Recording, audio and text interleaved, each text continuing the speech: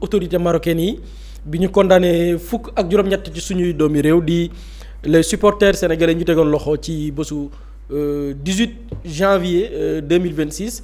ñu condamné leen woon en février démb ñu waroon dem en appel parce que gannaaw gi Maroc moo def appel bi nag dañu confirmer li nga xamante ni nii mooy peine yi nga xam ne daanoo nañ leen ko en première instance muy fukki supporters ak juróom-ñett le 19 février 2026 di fàttali ni ci 18 supporters yooyu juróom-ñeent yi ñu ngi leen daanoon lu toll ci benn atu kaso yoo xam ne dañ koy tëdd ba noppi fay ab alamaan bu toll ci 325 000 francs kenn ku ci nekk tolloog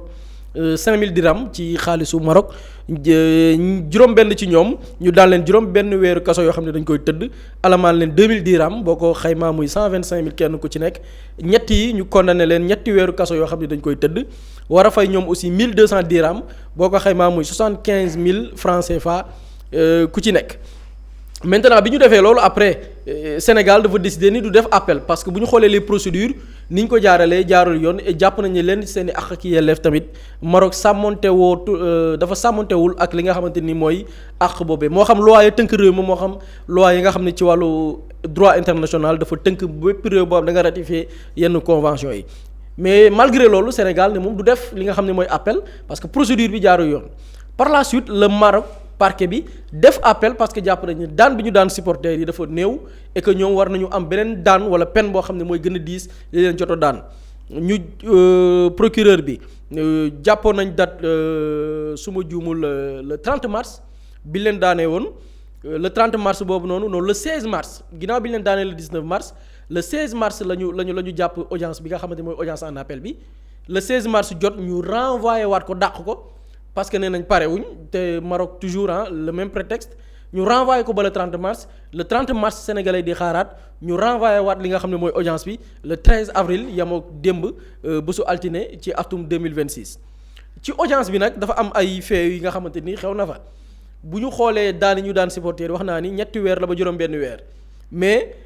ñoom ginnaaw bi ñu defee appel la ñu sàkk mooy supporter yi da leen war a daan ñaari at ñoom loolu lañ bëggoon dañu bëgg peine bi ci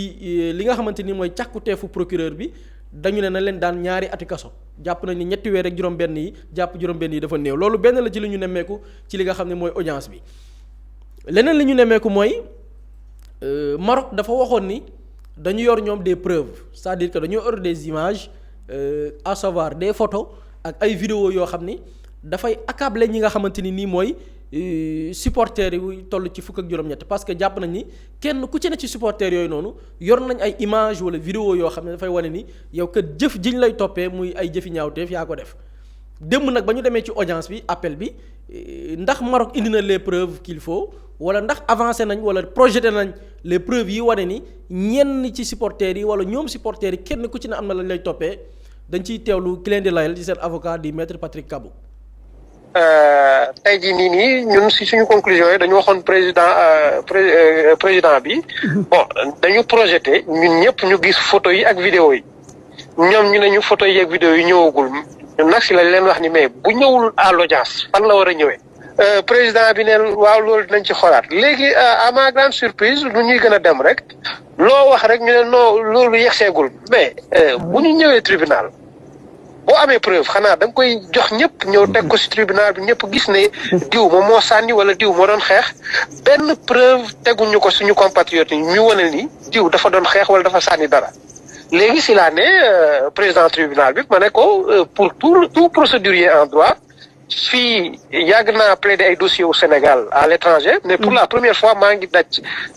loo xam ni dañu naan preuve bi yegseegul la bu preuve bi yegseegul fii ni ma ne nag à un moment c'est un manque de respect même à la cour.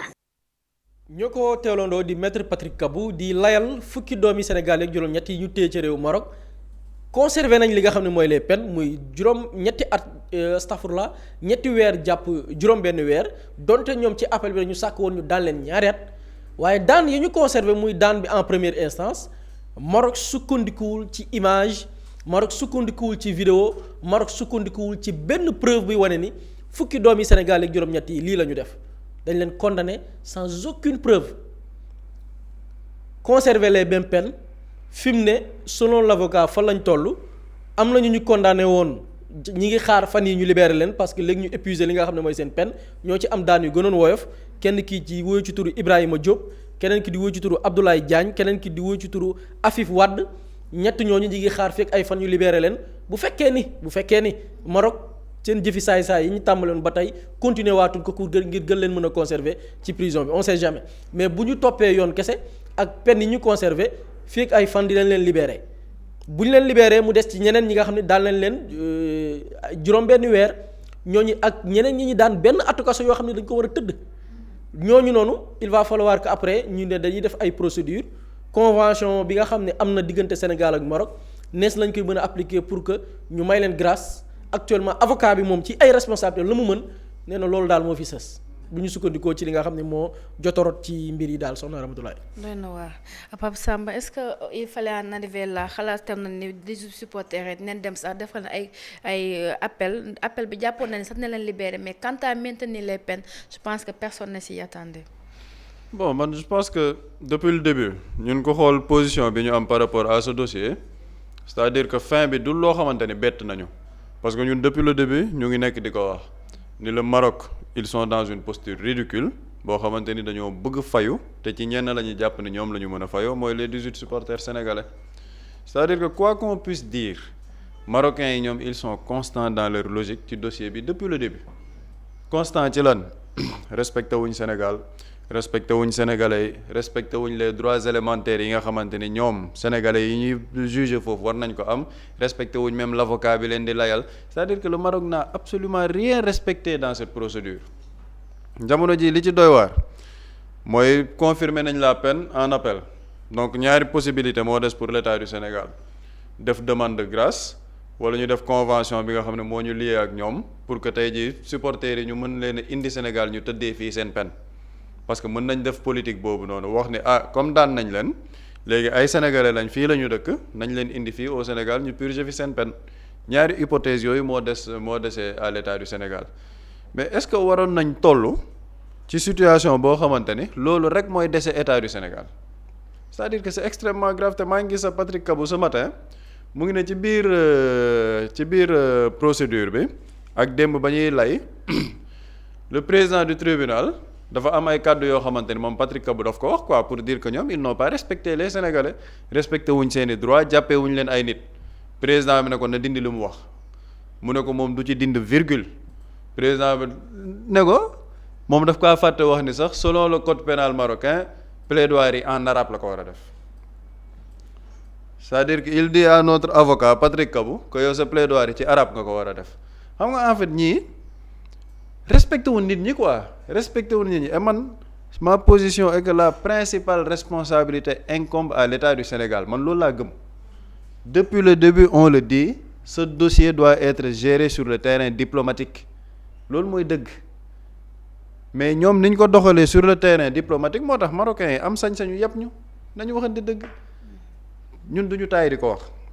tu gagnes une coupe d'Afrique te c'est pas n'importe quelle coupe d'Afrique c'est-à-dire que da ngay gagner coupe d'Afrique boo xamante ne marocains yi dañoo ñëwoon pour sàcc final bi yow ñëpp àdduna bi yëpp teg seen bët ni ñii dañoo bëggoon a sàcc final bi say joueur sa sélectionneur national am lu ñu wane foofu ne dañuy bañ sàcc boobu ba li fay xew-xew fa ñu gagner coupe d'Afrique boobu dans des conditions yoo xamante ne des conditions extrêmement difficiles pour notre équipe nationale du Sénégal parce que seen complexe hôtelier bi dañoo xeex pour ñu jox leen bu baax ci final bi bañ leen di accueillir ci gare bi accueilliruñ leen suñuy joueurs y a des suspicions d'empoisonnement ba ñu nee terrain d'entraînement dañ leen a bëggoon entraîner loo fu marocain yi di loger après ñu bañ ko ñu mujj leen a jox beneen terrain d'entraînement loolu noonu yëpp ñu def ko ci équipe nationale bëgg ko sàcc ci biir final bi ñoom ñu mujj gagner mais notre ministère des affaires étrangères ñu rey foofu benn sénégalais ba léegi sénégalais bi dee foofu kenn waxatul sax ay waxam on ne sait toujours pas dans quelles conditions il a perdu la vie ñu tëj say 18 supporters notre ministère des affaires étrangères amul leneen lu muy def ci moment boobu ak ci contexte boobu en communication génn un communiqué di tagg Maroc pendant ce temps marocains yi ñoom ñu ngi téye say 18 supporters sénégalais ci loo xamante ne teguwul fenn yow nga génnee un communiqué di tagg Maroc yéen a baax Maroc yéen a mën a organiser wane ngeen ni ci àddina vraiment vous avez toutes les infrastructures sportives pour mën a am des compétitions de haute envergure Sénégal gagné na coupe bi sax waaye yéen bu leen mer ndax vous n'avez pas démérité wane ngeen fulla wane ngeen jàmbaar suñu ministre des affaires étrangères moom moo def communiqué boobu te communiqué boobu fekk na ñu ngi tëj suñuy sénégalais ñu ne déetuwaay duñ fa yam ñuy célébrer ñun suñuy supporters fii suñuy joueurs ba ñu ñëwee seen parade ñu dem au palais de la République le président de la République féliciter le Maroc ba pare gërëm le roi du Maroc Mohamed VI pour les relations fraternelles yi nga xamante ne ñaari dëkk yi am nañ ko pour l'accueil chaleureux bi ñu marocains yi defal tout durant toute la compétition ñu ne waa léegi xëy na loolu c'est de la diplomatie parce que diplomatie xel la ñun loolu la ñu doon wax dañ ne diplomatie xel la du xol ñu ne ayca nañ seetaan ba ñu continuer seetaan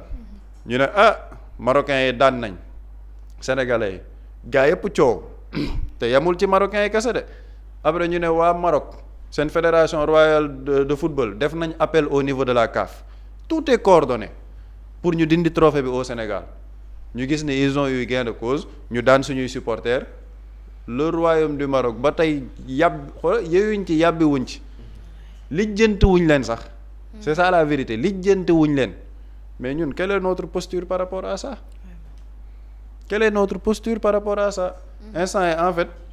et li gën a extraordinaire keroog maa ngi koy souligner fii dans ce contexte là le président de la République il reçoit Patrice Motsepe au palais de la République Patrice Motsepe bi nga xamante ne moom mooy président de la CAF li ñu dal ñun yëpp jamono ji muy final bi muy suñu supporters yu ñu téye li ñu dal yëpp waa CAF ñoo ñu ko teg par leur mauvaise organisation par leur système de corruption bi nga xamante ne moom moo indi li xew ci final boobu Patrice Motsepe parce que le Sénégal a brandi une plainte pour corruption au niveau du FBI il vient au Sénégal notre président de la République le reçoit tout sourire ñoom ñaar ñu waxtaan après mu dem ñu visiter ko Gorée parce qu'il est en train de en fait on a participé à refaire l'image de Patrice Motsepe ñun après mu dem fële ca Maroc ba mu demee Maroc mais Patrice Motsepe n'a même pas été reçu par le fils du roi il a été reçu uniquement par Fouzi Legja président de la fédération royale football marocaine Fouzi Legja képp moo recevoir Patrice Motsepe moom kese moo ko recevoir te ñoom ñoo tooñ de léegi ñun ñu tooñ ñun nar ñoo sàcc ne dañuy nangu suñu trophée maanaam CAF par la direction de Patrice Motsepe ne ñun dañuy nangu suñu trophée mu ne yëgul affaire bi te pourtant jury d'appel bi nee nañ def nañ une réunion la veille pour wax leen lan mooy nekk décision bi toutes les contestations yi am ci jury d'appel boobu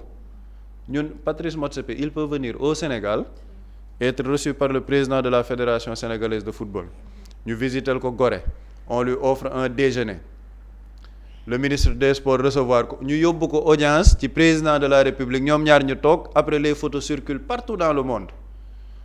au même moment on dit aux Sénégalais non dañuy xeex pour que suñu trophée ñu bañ ko jël mais quel message on renvoie aux Sénégalais et quel message on envoie aux otages sénégalais yi ñu tëj foofu Maroc parce que ñoom tey jii bu ñu toogee ñu ne leen yéen lan moo tax ñu tëj leen dañu naan parce que dañu doon défendre Sénégal dañu doon noot ñu bañ injustice boobu gars yi bëgg sàcc suñu coupe ñu xeex ko foofu marocains yi dóor ñu stadiers yi di ñu dóor ñu riposter looloo tax ñu tëj leen te pourtant ay pères de famille ñu ngi ci de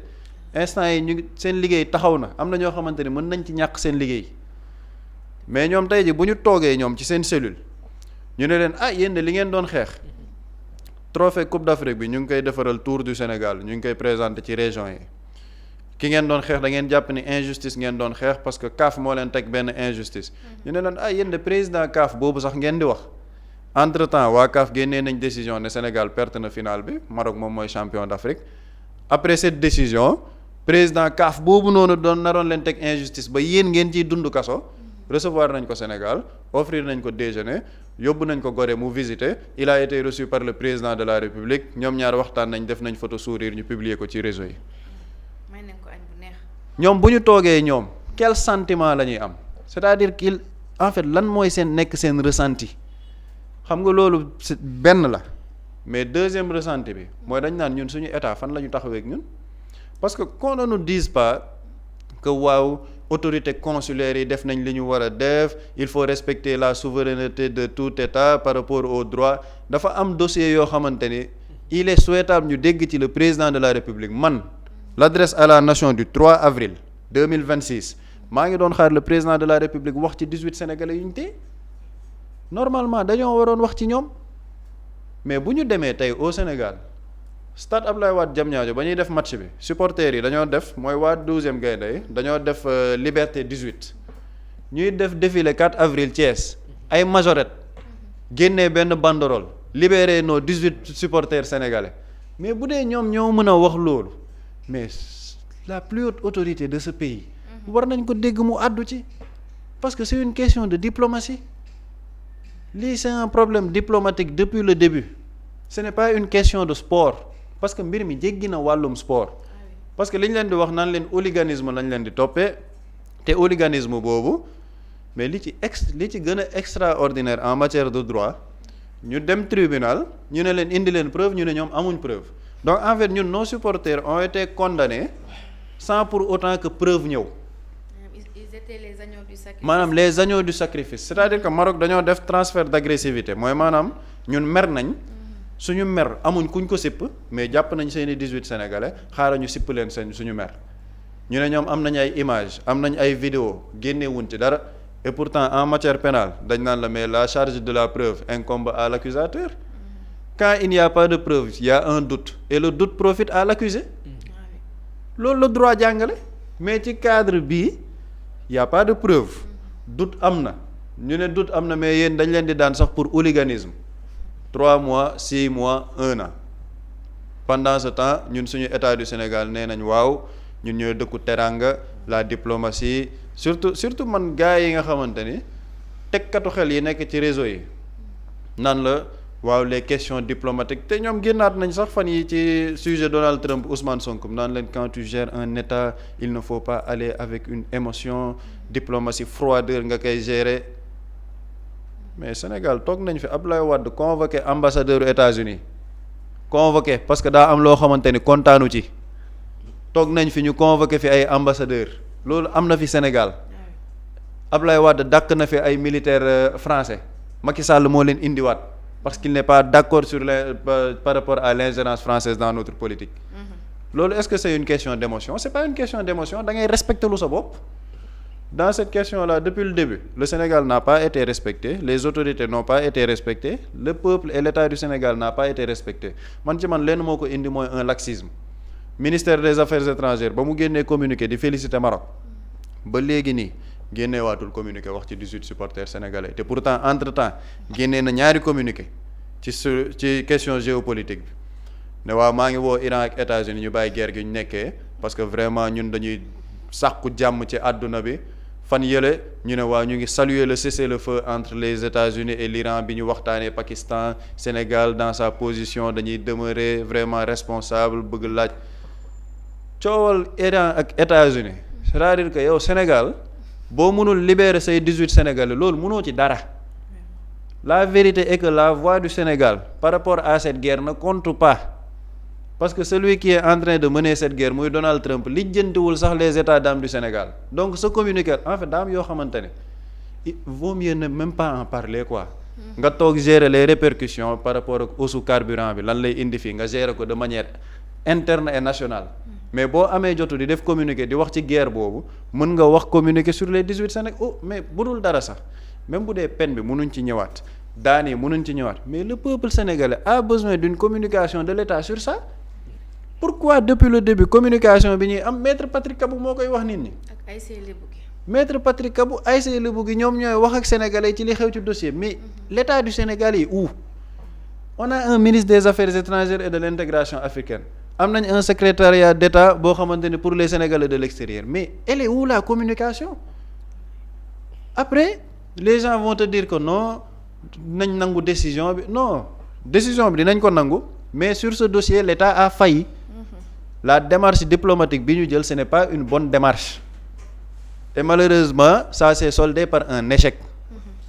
cuisant sax parce que marocains yi respecté wuñ daan nañ suñuy Sénégalais te jamono ji mënuñ ci dara lu dul ñaan grâce wala ñaan ñu delloo suñu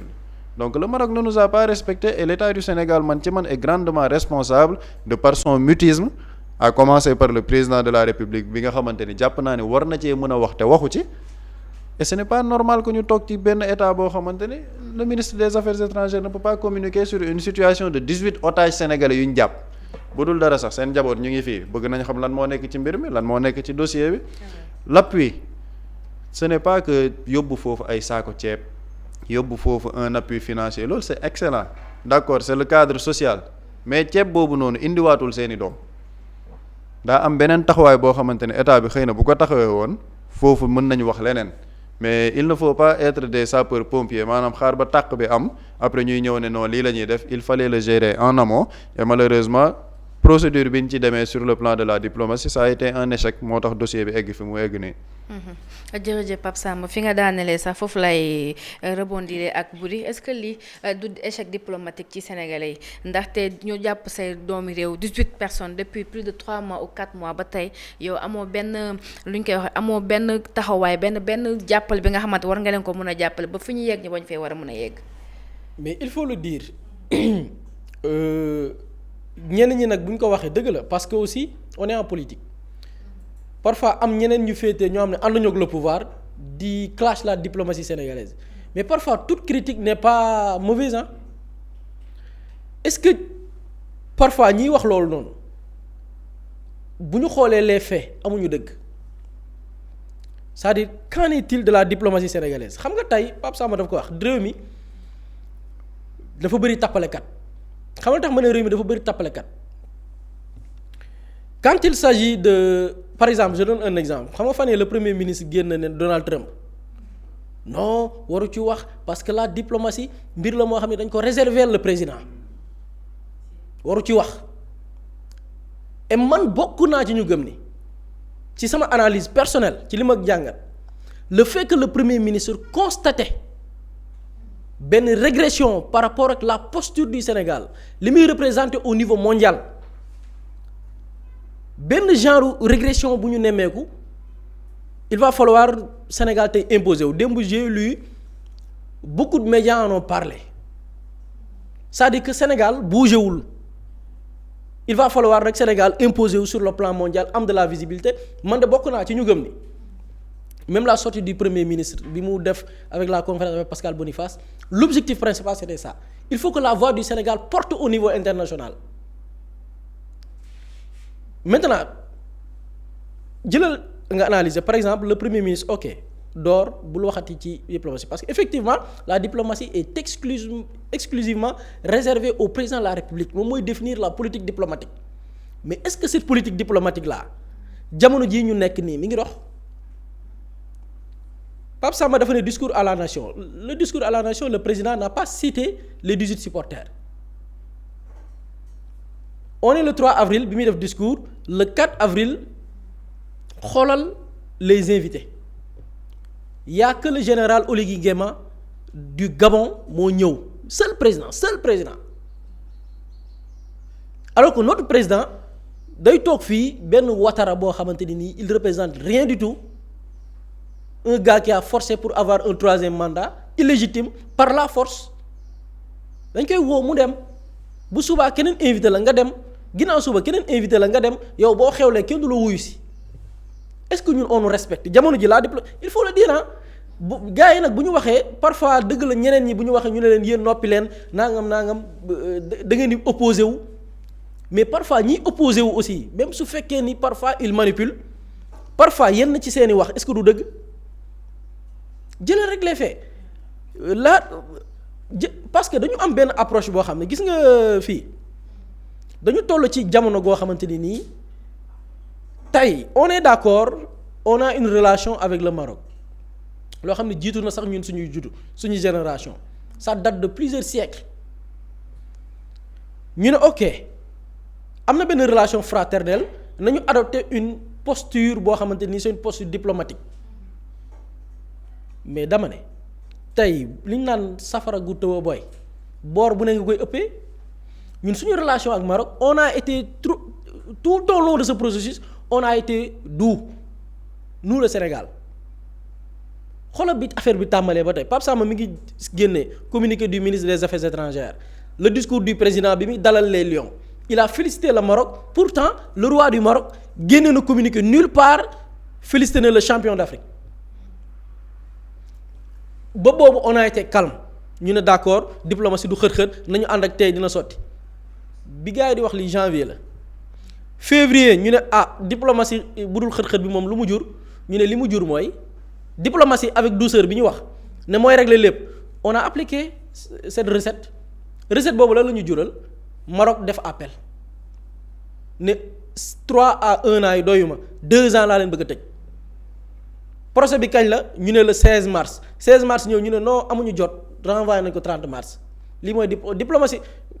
avec douceur les diplomates nee nañ lii mooy lii on s'attend à ce résultat là diplomatie bu douce bi lii la ñu jural ñu ne 30 mars jot ñu ne non 30 mars amuñ jot renvoi 13 avril lii mooy diplomatie bu douce bi lii voilà les résultats la diplomatie douce renvoyé waat diplomatie douce lu mu la jural nga demaat procès appel bi ñu ne jàpp nañ ko 13 avril ñu ne alhamdulilah ñëw avocat bi taxaw maître Patrick Kabou àttekat bi marocain bi na ko yow waroo wax français arabe nga war a wax arabe ñu ñoo yabaate bukki bu yabee waxambaane ca doxin bala la diplomatie douce xam nga lan la ñu jural Patrice Motsepe avec tout ce qu'il a fait bu ay pexeem sotti woon ñun dañuy nangu coupe bi nangu médaille jox ko Maroc ñu boole ko seen ñàkk jom wër ci mbedd Rabat ak Tanger di wër naa dañuy jubiler parce que lii lañ bëggoon lii moo nekkoon pexewu Patrice Motsepe il a tenté de nous humilier ne dafay déplacé wu Sénégal ñun bi muy déplacé wu fii on l'a dit président sax waru ko recevoir mais fexe nañ wëy ñëw mu c'est-à-dire que ñun on a fait la publicité c'est-à-dire Motsepe sang gi mu bëggoon sang boppam ba mu set wicc ñun Sénégal lañ ko ci jàppale demal sur sa page bi ko président recevoir daf ko photo publier ko sur sa page avec fierté c'est-à-dire que ñun on a aidé Motsepe ci tentative de setal deram ba mu nekkoon ñun ñu jàppale ko ci après on nous dit que oui président ay experts ñoo ko wër ñu xam diplomatie mais lii mooy seen njàng mi lii la ñu jural une méthode une recette qui n'a pas produit de résultat lii mooy njàng mu kawe lii mooy xam diplomatie waaje bi mu jógee fii Pape Samba wax na ko dafa dem Maroc gisul roi Maroc dañ na ko yow l'exa mooy sa nawle le président de la fédération royale marocaine kookooy sa nawle demal nga wax ak moom donc question bi nga ma posé ci wàllu diplomatie il faut le dire la diplomatie sénégalaise jamono jii man de gisuma respect bu ñu dëkk yi jox gisuma ko Maroc respecté wuñu Maroc joxuñu cër il faut le dire pour ñu woote woon c'est-à-dire que ni ñuy doxalee ça n'a rien à voir ak l'esprit bi nga xamante ni nii moo jur le changement Maroc dafa sori suñuy dëkkandoo fii Sénégal dafay féete 4 avril ñu invité leen yaa ko Oligui Nguema mooy ñëw ana yeneen président yi il faut le dire yeneen dëkk yu ci bari nawloo wuñu jamono ji loo ko mën na waxal. ma ne ku fi jógee moom loo ko mënti waxal 4 avril moom ay nawlu nañ fi fees. ay nawlu nañ ñëw Macky Sall ça n'a rien à voir xam nga gars yi parfois bu ñu ko waxee c'est-à-dire que il faut être objectif aussi il faut le dire loolu situation bii nii xam nga gars yi dañ ko ñu ne non Macky Sall moo pire mais avec Macky Sall ça se passait pas comme ça mais président day toog. journée des martyrs am nga ne non journée des martyrs parce que damaa war a dem Côte d'Ivoire Alassane Ouattara bi yóotu un mandat illégitime ci moom laay dem assister ci cérémonie am. dénoncé. waaw alors que da nga ko dénoncé. parce que Diomaye moo ne woon. Alassane Ouattara bis bu forcer les Ivoiriens ba am un mandat illégitime na nit ñi xam ne Macky Sall va perpétuer loolu noonu ici au Sénégal fa la dem léegi lan moo gën a màgg. bés bi réew di feete li mu accédé ci li nga xamante ni mooy moom boppam Alassane Ouattara da nga ko fi gis ce qui est sûr et certain Alassane Ouattara ces présidents là ils ne nous respectent même pas considéré wuñu xam nga lan ñuy doye ñoom agenda bi ñu am par rapport ak la France Afrique naka la ci Sénégal mën a sóobu Alassane Ouattara lii rek mooy projet baaxul ci kër baaxul ci àll donc lii moo nekk di xew. maintenant nag il va falloir ñu gëmm suñuy bër rek di xool ñun sénégalais lépp lu ñu mën ñu def ko ci parce que li ñu mën mooy boycotter li ñu mën mooy kaas li ñu mën mooy li nga xamante ni nii xëy na suñuy prérogative la te yoon may ñu ko ñu appliquer ko dama ko fi doon wax un jour ma ne ñun Maroc waruñoo yab ñun Sénégal ci dara bu ñu nee waruñoo yab nag mën nañu ëpp poids sur le plan économique mën nañu ëpp influence tey sur le plan mondial il faut le dire ou bien au niveau de l'Afrique mais Maroc mënuñu yab par la muy gagné suñu réew te ñun sax suñuy doomi réew ya fa nekk duñ ko am seeni dëkk. dama gis benn internaute bu ñu naan benn graphique la mais ki ko signé graphique bi ki ko signé bi ngi tudd Momar Assane mu wane les intérêts marocains ici au Sénégal pour wax la gis nga bukki bu yabee waxambaane rek ci doxin bala Maroc waruñoo yab ci dara Maroc ils ont des intérêts ici dans notre pays et pourquoi ma décider de revenir ci mooy ñun Sénégal on a comme que ñun wax kese la ñu mën on a nos possibilités de boycotter. On peut appeler au boycott pourquoi parce que ñun dëkk bu ñu nawloowul ñu nit dañ fexe ba yow tamit mais suñu poche ñoo ko moom am nañ droit ne lii c'est des produits marocains nañ ko boycotter ku fa am compte bancaire dama jëli sa xaalis parce que yow yaa ngi enrichir xam nga ci graphique bi lan la ñu wax bu ñu xaymaa li Maroc di gagner fii Sénégal par année avec leurs entreprises implantées ici au Sénégal c'est entre 1100 à 2100 milliards de francs CFA par an entre 1100 et 2100 milliards nañu jël par exemple 1000 milliards bu ñu ci génnee des entreprises yi nga xam ni peut-être ci liste bi exercé wuñ officiellement comme les autres entreprises ici au Sénégal mais da nga jël des entreprises qui sont ici au Sénégal jëlal le système des banques et des finances wala assurance CBAO Bank of Africa ñu bari ñu yaakaar ne Bank of Africa banque Afrique subsaharienne la c'est une banque marocaine Banque Atlantique Wafa assurance am na ci beneen Wafa boo xamante ni nii ci wàllu transfert transaction ñu ne la ces entreprises elles gagnent plutôt entre 150 à 250 milliards de francs CFA par an ici au Sénégal dans le domaine du BTP et de l'immobilier on te dit que ay sociétés yi ci mel ni Adoha ñëpp xam nga Adoha mooy ban kër maa ngi fi doon bi ñu fiy aborder thème première dame yi biñ ne dafa am benn société ou bien une banque marocaine bi organisation des architectes di kaas parce que dañu may Marème Faye Sall 600 millions ñoom ñuy kaas parce que dañ ne 600 millions yooyu ñu may Fondation Servir le Sénégal c'est pour ñu jox une entreprise marocaine suñu suuf Adowa bii la pompier garage yu pompier bi ñu fi bi ñu jëlee ne dañ koy yóbbu boo maraîcher garage pompier boobu la ñu jël après par la suite jox ko entreprise marocaine bi ñuy exercer daf ko ay appartement di ko jaayee loo xam ni daanaka boo dul milliardaire doo ci dëkk ñu ngi fii Sénégal ci réew mi CIMAF ak d'autres entreprises ñu ngi fi ci dëkk ñu ne la ces entreprises qui s'activent dans l'immobilier et du BTP elles gagnent ces entreprises 250 à 450 milliards par an waru agriculture ñi ngi gagner 200 à 400 milliards pharmaceutique 40 à 100 milliards dans d'autres secteurs c'est-à-dire boo boolee mën nga jël chiffre bi gën a minimum ils peuvent gagner plus de 1000 milliards dans notre pays dëkk bi mën na la yaakaar ba pare yab la. parce que ñoom boo investir seen dëkk doo yóbbu. lépp seen dëkk lay des seen dëkk xaalis sax du fa génnee noonu. non lépp fa lay des. c'est-à-dire que les Sénégalais yi nekk foofu di fa liggéey. li fi Maroc di gagner di yóbbu dëkkam ñun mënuñu fa liggéey lu doy noonu xaajaat bi duñ ko fa liggéey di indi fii kan moo am intérêt entre ces deux pays. alal jooju noonu chiffre d'affaires bu ñu ci génnee seen i mbir ak yooyu am seen i bénéfice seen dëkk lañ koy delloo loolu kañ lay enrichir le Maroc lay enrichir. waaw. donc lii ñun sénégalais bu ñu sukkandikoo ci lii comme que ñun suñuy autorité xamuñ doole bi ñu am ñun. ñun on a la possibilité on a cette culture de boycotter.